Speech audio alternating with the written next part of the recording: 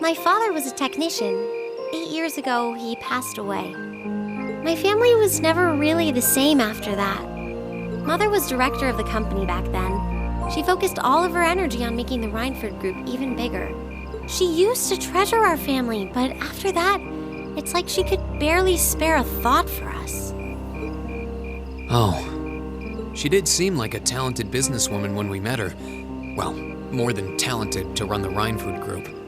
What you saw in Ruhr Station was just a watered-down version of her normal intensity. We'd be able to have dinner together maybe once every 3 months, and that's being generous. But at least I wasn't alone.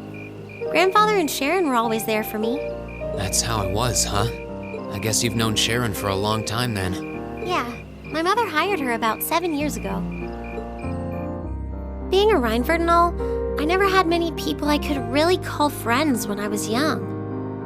The nobles looked down on me, of course, but the common people treated me like I was different from them, too.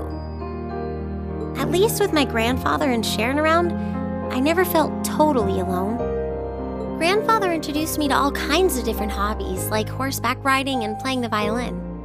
Sharon taught me self-defense and archery, and all the high society etiquette expected of a lady. Meanwhile, my mother kept expanding the company completely against the wishes of my grandfather, the chairman. I see. Though, hasn't Rhineford always been a big industrial company? Kind of, yeah. Even back then, they took on projects in all fields, from steel mills to railway construction to guns and tanks. It's not surprising there are people out there who like to call the company a merchant of death.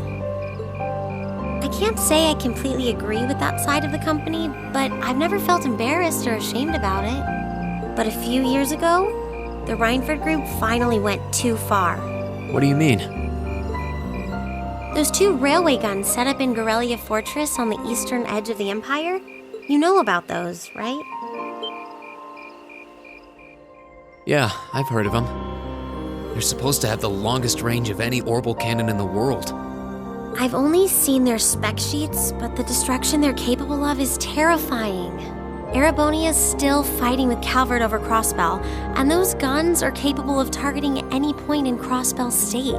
In just a couple hours, they could wipe Crossbell City and its 500,000 citizens off the map. No way. That's way beyond being a weapon of war. More like an instrument of massacre. I couldn't agree more. And neither could my grandfather, who supervised their construction. Even though my mother was the one who signed off on the project, my grandfather regretted it like the decision was his. As he was hesitating over whether to hand them over to the Imperial Army, my mother betrayed him. What? She went behind his back and secured the support of all of Rhineford's major shareholders. Everyone from Ruhr's ruling lord Marquis Ragnar to the top brass of the Imperial Army was on her side.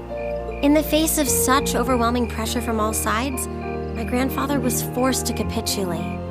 He stepped down as chairman, and my mother wasted no time taking his place.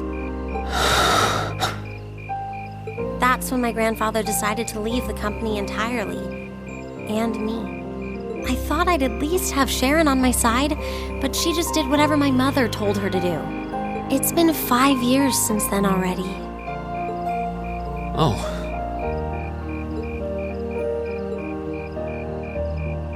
I think I get it now. Why she gets under your skin, I mean. It's not so much what your mother did, but how it ended up tearing your family apart. Yeah. I couldn't believe my mother would betray her own father. I couldn't believe grandfather would take it without fighting back. I couldn't believe Sharon, who'd always supported me, watched it all happen without a word of protest. It really drove it home to me. How big the Rhineford Group was now, and how small I was. I hated realizing it had become so large that corporate interests were stronger than family ties. Looking back, I guess that's when I decided I'd leave home and enroll in the academy.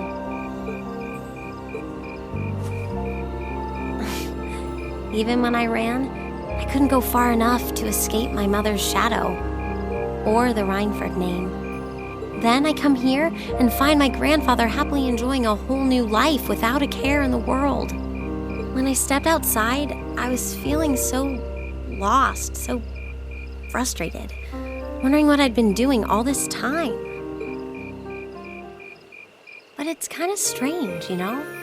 I look up at the stars and it feels like I can escape the gravity of everything. I think I'm finally starting to understand why my grandfather chose to leave it all behind and move out here in the first place. You really are strong, Alisa. Stronger than you realize. You were finally ready to talk about it, about your family and the company and everything. So maybe you found what you were looking for to move past that, right?